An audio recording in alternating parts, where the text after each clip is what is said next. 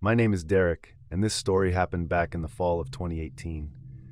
Ever since I started my new job, my commute takes me through the countryside past huge acres of cornfields. The drive is quiet and usually peaceful, but there's one section I always dread: a field with a single old-looking scarecrow. I don't know why, but that thing always unsettled me. Its head was made with a burlap sack, the kind that sagged into an unnatural shape. Someone had stitched a mouth into it with thick black thread, curved into this crooked grin.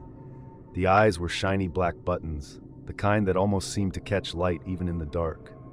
Its clothes were faded and torn, and whenever the wind picked up, the rags flapped like it was waving at me.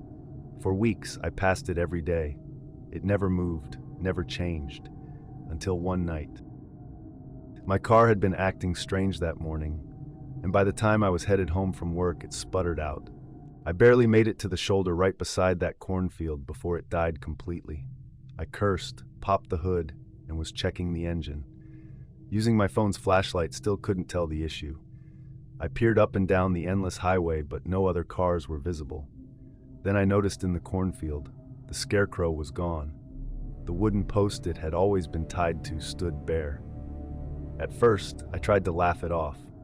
Maybe the farmer had taken it down earlier that day. But then the silence broke, the faint, steady rustle of corn stalks shifting in a way that had nothing to do with wind. I slowly scanned the field, and that's when I saw it. The scarecrow was standing at the edge of the corn, not on its post, just standing there, half hidden in the fog. I froze, my stomach dropped, and I couldn't convince myself it was just a trick of the light.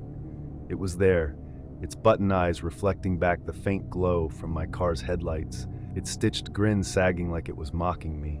I jumped back in the car and locked the doors. I tried the ignition over and over, whispering, "Please, please, please." Each time the engine turned but didn't catch. I kept flicking my eyes up, terrified the scarecrow might get closer. But it didn't. It just stood there at the edge of the corn, perfectly still, facing me. Finally, the car roared to life. I slammed it into drive and tore down the road without daring to look back. The next morning, I told myself I had been exhausted. Fog plays tricks on your mind, right? I forced myself to glance at the scarecrow's field in the daylight on my way to work, just to prove to myself it was back where it should be. And it was. Tied to its post again.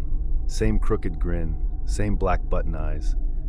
I've told this story to many people over the years, and they all think I'm messing with them. But I know what I saw. I just can't explain it.